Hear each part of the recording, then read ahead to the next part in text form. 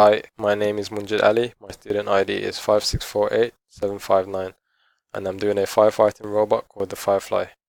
Over here we have the front panel of the code. This shows the different temperatures that's been read by the thermistor. There's also a temperature scale here which shows how intense the heat is. There's also a indicator which reads the maximum temperature that's been recorded. There is also an ambient light sensor indicator which shows how intense the light being shown on the sensor is. The higher the value, the more intense the light is. This is the control for the servo motor, which allows for the direction of the servo to be adjusted.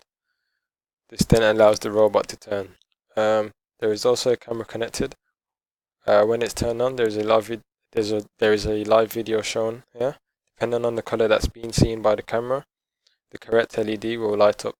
So if the camera was to see a greenish color, this over here would light up, which then indicates that copper is being burned.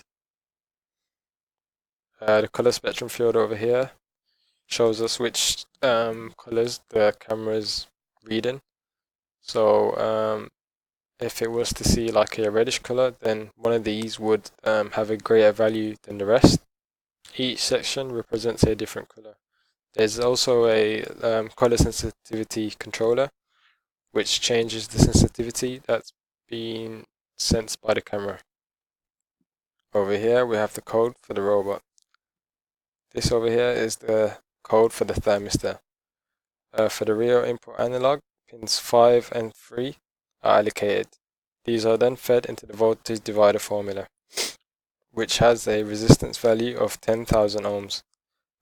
Pin 5 being the voltage in, and pin 3 being the voltage out. Here we also have the voltage divider formula. The result is then fed into the beta formula to get the temperatures in Kelvin. And here we have the formula. To get the temperature in degrees Celsius, you minus 273.15 from Kelvin.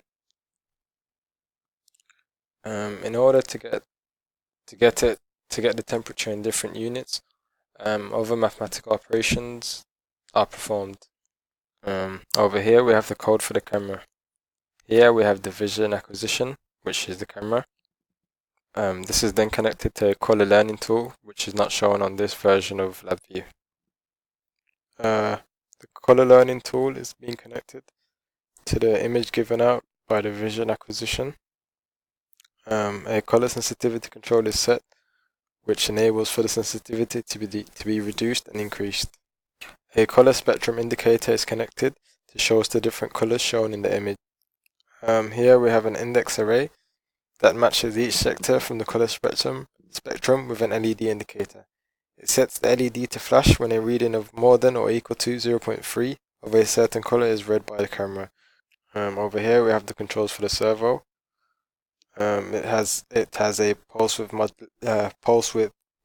width modulation indicator and a servo duty cycle indicator, which when timed by 100 gives us the value as a percentage.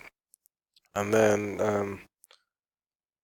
over here we have the inputs for the servo motor. Here we have the controls for the DC motors.